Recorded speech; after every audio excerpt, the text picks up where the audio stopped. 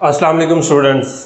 Income tax का numerical हम study कर रहे हैं। इनकम फ्रॉम सैलरी का टॉपिक हमारा चल रहा है। इससे पहले हमने सारी परक्विजिस्ट 1 बाय 1 स्टडी की थी।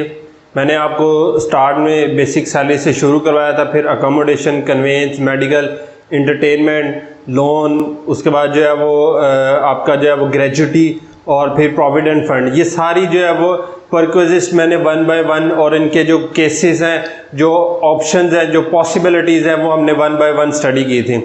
अब जो हमारा आज का जो टॉपिक है, या मतलब आज का और कल का जो हमारा टॉपिक होगा, ये जो है वो दो जो है वो हमारे लेक्चर्स हैं इनकम फ्रॉम सैलरी के ऊपर मज़ीद। तो फिर ये हमारा जो हेड ऑफ इनकम है, इनकम फ्रॉम सैलरी, ये ख़त्म हो जाएगा। ठीक है, आज हमने जो है वो चीज़ें जो स्टडी करनी है वो है fully taxable under the head of income from salary. Income from salary के हेड के अंदर जो चीज़ें जो है वो डायरेक्टली टैक्सेबल होंगी, ऐसी तमाम चीज़ें जो यहाँ पर मैंने इस वक्त लिखी हुई है, जब भी आप इन चीज़ों को देखेंगे, आपने इसको पढ़ना है तो इसको इनकम फ्रॉम सैलरी के हेड के अंदर आपने डायरेक्ट जो है वो टैक्सेबल कर देना है कि ये सारी की सारी अमाउंट्स जो है वो फुली टैक्सेबल हैं। ठीक है, 1 बाय 1 जो है वो मैं इनको शुरू करने लगा हूँ। ये जो है वो मोर देन 50 हैं। आज 40 हम डिस्कस करेंगे, 40 तक मैंने यहाँ पे लिखी हैं। कल हम जो है वो बाकी जो रिमेनिंग है वो डिस्कस करेंगे और फुली एग्जेम्प्ट को साथ मिला लेंगे। तो बेसिकली ये जो हमारा टॉपिक है ये है fully taxable and fully exempted under the head of income from salary. जो फुली टैक्सेबल है वो अलग है और फुली एग्जेम्प्टेड वो अलग है। तो ये फुली टैक्सेबल का जो पहला हिस्सा है वो मैं शुरू करने लगा हूँ। इसमें सबसे पहला है accidental insurance premium paid by employer. Employer जो है वो एक्सीडेंटल इंश्योरेंस प्रीमियम की जो इंस्टॉलमेंट पे कर रहा है ऑन बिहाफ ऑफ एम्प्लॉय। तो जब एम्प्लॉयर ये अमाउंट पे करेगा एम्प्लॉय की एक्सीडेंटल इंश्योरेंस की, तो ये अमाउंट जो है वो डायरेक्टली चार्जेबल टू टैक्स होगी। जितनी की अमाउंट दी होगी वो सारी की सारी आउटर कॉलम में ले जाएंगे, उसको फुली टैक्सेबल कर देंगे। एडहोक रिलीफ टैक्सेबल है, जितनी अमाउंट है सारी की सारी टैक्सेबल है। It is sold to employee at a lower price. Difference of price will be taxable. इसमें क्या है, देखें, अगर एम्प्लॉयर जो है वो अपने एम्प्लॉय को कोई एसेट सेल करता है, मिसाल के तौर पर एक एम्प्लॉयर ने जो है वो अपने एम्प्लॉय को गाड़ी दी हुई थी यूज के लिए। अब एम्प्लॉयर जो है वो उस गाड़ी की डेप्रिसिएशन चार्ज कर रहा है, उसकी बुक्स के अंदर इसकी वैल्यू अगर जीरो हो गई है, मतलब उसके हिसाब से खत्म हो गई है, वो अपने एम्प्लॉय को कहता है कि जी ये गाड़ी आप जो है वो रख लें। अब फर्ज करें मार्केट में उस गाड़ी की कीमत है 5 लाख रुपया और एम्प्लॉयर जो है वो कहते हैं एम्प्लॉय को कि जी आप 4 लाख में रख रहे हैं। तो इस सूरत में क्या होगा कि 5 लाख में से वो 4 लाख जो है उसने पे किया वो माइनस करेंगे, जो बाकी 1 लाख का उसको जो बेनिफिट मिला है वो बेनिफिट जो है वो क्या होगा, टैक्सेबल होगा। तो मीन्स कि यहाँ पर डिफरेंस ऑफ प्राइस से मुराद ये है कि आपने जो है वो मार्केट प्राइस लेनी है, उसमें से आप माइनस करेंगे सेल प्राइस जितने पर उसने जो है वो आपको सेल किया है, तो जो डिफरेंस होगा वो डिफरेंस इधर जो है वो टैक्सेबल हो जाएगा। हाँ, डिफरेंस का जो है वो आपने ख्याल रखना है कि देखें यहां पर उसने मार्केट प्राइस है 5 लाख, आपको मिला है ये 4 लाख का, तो इस सूरत में आपको बेनिफिट हुआ है 1 लाख का, तो ये टैक्सेबल है। तो ये 1 लाख जो है वो टैक्सेबल है।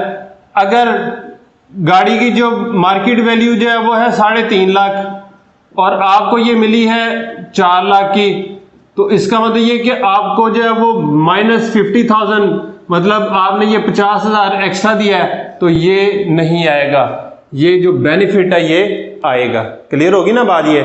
तो कोई भी एसेट अगर जो है वो लोअर प्राइस पर आपको मिलेगा तो difference of price will be taxable, but वो प्राइस का जो डिफरेंस है वो पॉजिटिव होना चाहिए, मतलब एम्प्लॉय को कोई बेनिफिट मिलेगा तो फिर वो टैक्सेबल होगी, वरना नहीं होगी। ठीक होगी बात ये?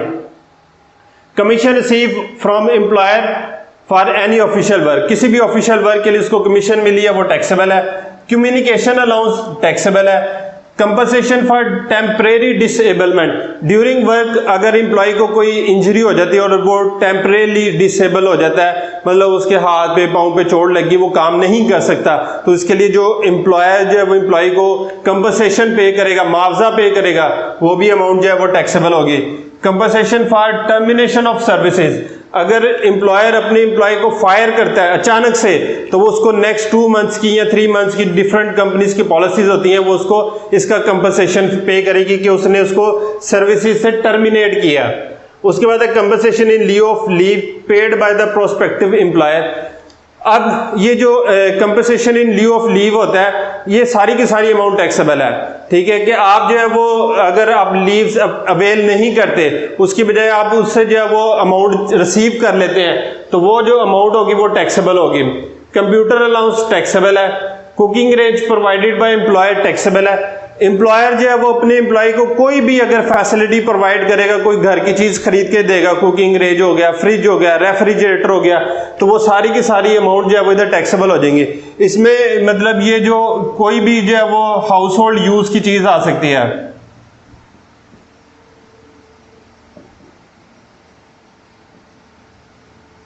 तो हाउस होल्ड इक्विपमेंट्स जो भी एम्प्लॉयर आपको खरीद के देगा वो टैक्सेबल है। Early retirement benefit on employment loss, ठीक है, ये जब आप बिफोर द एज जो है वो रिटायरमेंट ले लेते हैं या एम्प्लॉयर आपसे कहता है कि जी आप रिटायरमेंट ले लें, ठीक है, तो उसका जो एम्प्लॉयमेंट लॉस का जो आपको बेनिफिट मिलेगा अर्ली रिटायरमेंट बेनिफिट, वो भी टैक्सेबल है। एफिशिएंसी ऑनरियम टैक्सेबल है। Fixed education allowance for children, अच्छा यहां पर जो फिक्स्ड एजुकेशन, ये बात हो रही है अलाउंस की, ठीक है, यहां पर बात याद रखनी कि यहां पर बात हो रही है अलाउंस की। अगर फी पेड बाय एम्प्लॉयर है, फी पेड बाय एम्प्लॉयर, फिर वो इधर नहीं आएगा। यहां पर एजुकेशन अलाउंस मिल रहा है चिल्ड्रन के लिए, तो वो जो एजुकेशन अलाउंस है वो टैक्सेबल है। जो फी पेड बाय एम्प्लॉयर है वो यहां पर टैक्सेबल नहीं होगी, उसका सेपरेट ट्रीटमेंट है टोटल इनकम के बाद, जो मैंने आपको बताया हुआ है। उसके बाद है free coupon for employ and his family for tea and coffee etcetera, कि अगर एम्प्लॉयर जो है वो आपको कोई कूपन प्रोवाइड कर रहा है जिसमें आप जो है वो किसी होटल के अंदर जाके एंटरटेनमेंट रिसीव करेंगे, तो वो जो फ्री कूपन है वो भी टैक्सेबल है। उसकी वैल्यू जो होगी, जितनी मालियत का वो कूपन होगा, उतनी अमाउंट आपकी टोटल इनकम में ऐड हो जाएगी। उसके बाद hotel expenses of employ paid by employer, employ का कोई होटल एक्सपेंस है इंटरटेनमेंट का, ठीक है, या मतलब उसकी जो ट्रिप का, तो वो सारे के सारे जो है वो इधर टैक्सेबल हो जाएगा। इंसेंटिव अवार्ड टैक्सेबल है, ठीक है, जो भी इंसेंटिव अवार्ड आपको मिलेगा वो टैक्सेबल है। उसके बाद है internet bill paid by employer for personal use only, internet bill paid for employer for personal use only, तो ये टैक्सेबल है। अच्छा यहाँ पर एक लास्ट में मैंने इसी का पॉइंट लिखा है कि reimbursement of internet bill for private use या पर्सनल यूज, तो ये टैक्सेबल होंगे। ये और ये दोनों एक जैसी ही बातें हैं, लेकिन इसके लिखने का अंदाज मुख्तलिफ था। तो अगर internet bill paid by employer for personal use only फिर टैक्सेबल है। अगर internet bill paid by employer for company use, ठीक है, तो उस सूरत में वो टैक्सेबल नहीं होगा। कंपनी के इस्तेमाल के लिए जो वो इस्तेमाल कर रहा है ना इंटरनेट, तो वो जो है उसकी जिम्मेदारी तो नहीं है, वो तो कंपनी की है, लिहाजा उस पर उसको जो है वो टैक्स चार्ज नहीं किया जाएगा या उसकी टोटल इनकम में ये ऐड नहीं होगी। लाहौर जिम खाना membership fee paid by employer, ठीक है, तो ये अक्सर पॉइंट आता है कि लाहौर जिम खाना membership fee paid by employer taxable होगी। लीव इन कैशमेंट, लीव इन कैशमेंट जिस तरह का मर्जी हो, लीव इन कैशमेंट जैसा मर्जी हो वो टैक्सेबल है। हाँ, उसको लिखने के अंदाज मुख्तलिफ हो सकते हैं, जैसे लीव इन कैशमेंट अगेंस्ट अनअवेल्ड लीव टैक्सेबल है, leave in कैशमेंट at the time of retirement taxable है, लीव इन कैशमेंट ड्यूरिंग सर्विसेज, ठीक है, ये भी टैक्सेबल है। अच्छा, ये ड्यूरिंग सर्विस वाला जो है वो गवर्नमेंट और प्राइवेट सबके लिए टैक्सेबल है। तो लीव इन कैशमेंट किसी भी किस्म का होगा वो टैक्सेबल है। लीव फेयर असिस्टेंस, ठीक है, ये भी टैक्सेबल है। उसके बाद life insurance premium paid by employer, ये भी जो है वो टैक्सेबल है। Membership of any club paid by employer, किसी भी क्लब की मेंबरशिप जो एम्प्लॉयर ने पे की है on behalf of the employ, employ के बिहाफ पर उसने पे कर दिया है, खर्चा ये एम्प्लॉय का था, तो एम्प्लॉयर ने जो है वो उसको फैसिलिटेट किया, तो ये टैक्सेबल है। ऑर्डरली अलाउंस, ये भी टैक्सेबल है, जो कभी कभार आपको मिलता है। ओवर टाइम पेमेंट टैक्सेबल है। पीएचडी अलाउंस या एमफिल अलाउंस, कोई भी एजुकेशन अलाउंस आपको मिलेगा वो भी टैक्सेबल है। तो पीएचडी अलाउंस, कोई एमफिल अलाउंस आपको मिला है वो सारा का सारा टैक्सेबल है। पार्ट टाइम पेमेंट टैक्सेबल है। पे इन ल्यू ऑफ लीव टैक्सेबल है। परफॉर्मेंस अवार्ड टैक्सेबल है। प्रिंसिपलशिप अलाउंस टैक्सेबल है। प्रोजेक्ट अलाउंस टैक्सेबल है। क्वालिफिकेशन पे ये देखें, मैंने यहां पर आपको जिक्र किया था कि पीएचडी अलाउंस और क्वालिफिकेशन अलाउंस जो भी होगा वो टैक्सेबल होगा। Reimbursement of internet bill for private use, जो मैंने फर्स्ट पॉइंट आपको ये इधर बताया था, उसका जो है वो लिखने का अंदाज यूं भी हो सकता है कि रीएम्बर्समेंट ऑफ इंटरनेट बिल, तो अगर तो खाली प्राइवेट यूज है तो टैक्सेबल है, अगर जो है वो ऑफिशियल यूज है तो फिर टैक्सेबल नहीं है। रीलोकेशन अलाउंस टैक्सेबल है, रिसर्च अलाउंस टैक्सेबल है, reward on passing departmental exam, किसी भी किस्म का आपने डिपार्टमेंटल एग्जाम पास किया और उस पर आपको रिवॉर्ड मिला है तो वो भी टैक्सेबल है। Salary of watchman, sweeper, gardener paid by employer, अगर एम्प्लॉई के किसी भी जो है वो घर के जो है वो बंदे की सैलरी एम्प्लॉयर पे करेगा, जिसमें माली आ जाता है, वॉचमैन, स्वीपर, गार्डनर, जो मर्जी आ जाता है, ड्राइवर आ जाता है, तो कोई भी salary on behalf of the employee, employee के बिहाफ पर एम्प्लॉयर पे करेगा तो वो अमाउंट टैक्सेबल हो जाएगी। सीनियर पोस्ट अलाउंस टैक्सेबल है, स्पेशल एडिशनल अलाउंस ये सारे टैक्सेबल हैं। ये 40 थे जो मैंने आपको बता दिया कि ये 40 डिफरेंट चीजें हैं, इनको याद करना है आपने कि ये चीजें जब भी आएंगी इनको जो है वो डायरेक्टली टैक्सेबल कर देंगे, ठीक है। एंड पे मैं आपको एक बात समझा दूं जो आपने याद रखनी है, वो ये इंपॉर्टेंट बात ये कि अगर एम्प्लॉय की कोई भी लाइबिलिटी एम्प्लॉयर पे करेगा, मतलब मेरे ज़िम्मे एक अमाउंट थी जो मैंने पे करनी थी, मैं नहीं पे कर रहा, मेरी जगह पर मेरा एम्प्लॉयर पे कर रहा है, वो सारी की सारी अमाउंट टैक्सेबल होगी। सारे के सारे अलाउंसेस सिवाय मतलब चंद एक मेडिकल और एक आपके जो है वो स्पेशल अलाउंस, मेडिकल और स्पेशल अलाउंस ये दोनों निकाल के बाकी सारे अलाउंसेस टैक्सेबल हैं, ठीक है। और एम्प्लॉय की कोई भी लाइबिलिटी अगर एम्प्लॉयर पे करेगा, मेरी कोई जिम्मेदारी थी, एम्प्लॉयर ने मेरे बिहाफ पे कर दी, वो भी टैक्सेबल है, ठीक होगी बात ये। तो सारी की सारी वो चार्जेबल होंगी under the head of income from salary. तो ये फर्स्ट पार्ट था इसका कि जिसके अंदर हमने डिस्कस किया कि कौन कौन सी चीजें जो है वो डायरेक्टली टैक्सेबल हैं under the head of income from salary.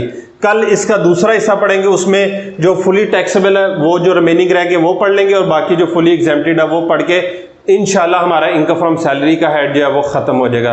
Then हमारे छोटे छोटे हेड हैं इनकम फ्रॉम प्रॉपर्टी और बिजनेस, इनको जो है वो एक एक दिन में इनको जो है वो इंशाल्लाह कवर अप करते रहेंगे, ठीक है जी। आई होप कि आपको ये चीज़ें समझ आई हैं। कोई बात इसमें पूछनी, कोई क्वेश्चन पूछना तो वो लाजमी पूछेगा। और ये जो मटेरियल है ये आपको वीडियो की डिस्क्रिप्शन में मिल जाएगा। डिस्क्रिप्शन हर जो है वो वीडियो की डिस्क्रिप्शन लाजमी चेक कर लिया करें, उसमें आपको जो है वो मटेरियल जो है वो मिल जाएगा, ठीक है, ताकि आपको याद करना जो है वो आसान हो जाए। ओके जी, कल दोबारा जो है वो मुलाकात होगी। अल्लाह हाफिज़।